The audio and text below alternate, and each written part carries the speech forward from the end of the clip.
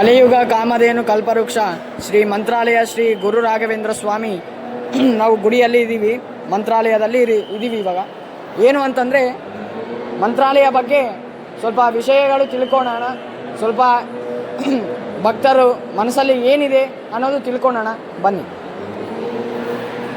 ನಿಮ್ಮ ಹೆಸರು? ಆಶಾ ಅಂತ ಹೇಳಿ. ನಮಸ್ಕಾರ. ನಾನು ರಾಯರ ಮಗಳು ಅಂತ ಹೇಳೋಕ್ಕೆ ಇಷ್ಟಪಡ್ತೀನಿ. ಯಾಕಂದರೆ ನಾನು ರಾಯರನ್ನ ತುಂಬ ನಂಬ್ತೀನಿ, ಸಿಕ್ಕಾಪಟ್ಟೆ.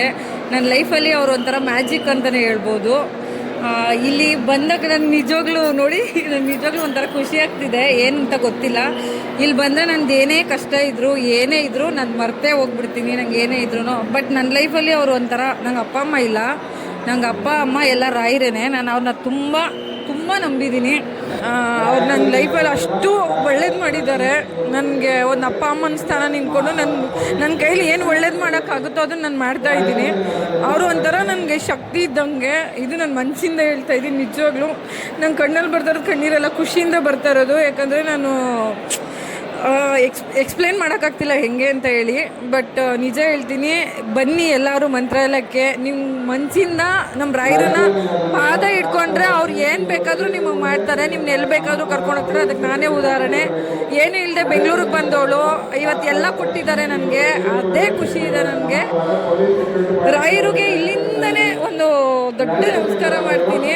ಥ್ಯಾಂಕ್ ಯು ಸೋ ಮಚ್ ಅಂತ ಹೇಳ್ತೀನಿ. ಗೊತ್ತಿಲ್ಲ ರಾಯರನ್ನ ಯಾಕೆ ಇಷ್ಟು ನಂಬಿದ್ದೀನಿ ಅಂತ, ಅದು ಮನಸ್ಸಿಂದ ಬಂದಿರೋದು. ಅವ್ರನ್ನ ನಂಬಬೇಕು, ಅವರು ಏನೋ ಗೊತ್ತಿಲ್ಲ, ಅವ್ರನ್ನ ಪೂಜೆ ಮಾಡಬೇಕು ಅಂತ ನನಗೆ ಅನಿಸಿದ್ದು. ಅದು ಯಾರೋ ಹೇಳಿ ಅನಿಸಿಲ್ಲ. ಅದಕ್ಕೆ ನಾನು ತುಂಬ ಅವ್ರನ್ನ ಇಷ್ಟಪಟ್ಟು ಪ್ರೀತಿಯಿಂದ ಆರಾಧನೆ ಮಾಡ್ತೀನಿ, ನಮ್ಮ ರಾಯರು ಅಂತ ಹೇಳಿ.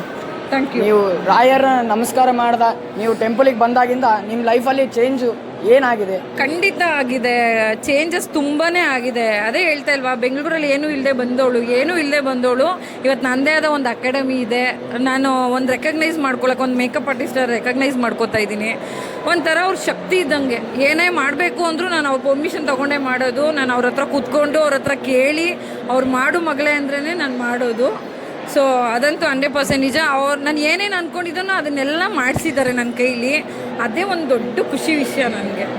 ನೀವು ಸುಬುಧೇಂದ್ರ ತೀರ್ಥರ ಬಗ್ಗೆ ಏನು ಹೇಳಬೇಕು ಅಂದ್ಕೊಂಡ್ರೆ ನೀವು ಖುಷಿಯಿಂದ ಏನು ಹೇಳ್ತೀರಿ? ಖುಷಿಯಿಂದ ಏನು ಹೇಳ್ತೀನಿ ಅಂತಂದರೆ, ಅವ್ರ ಬಗ್ಗೆ ನನಗೆ ಅವ್ರನ್ನ ಮುಟ್ಟಿ ಪೂಜೆ ಮಾಡಿ ನಮಸ್ಕಾರ ಮಾಡಿ ಅವ್ರ ಆಶೀರ್ವಾದ ಪಡ್ಕೊಂಡಿದ್ದಾರಲ್ಲ, ಅವರಂಥ ಅದೃಷ್ಟವಂತರು ಯಾರೂ ಇಲ್ಲ ಅಂತ ಅಂದ್ಕೊತೀನಿ.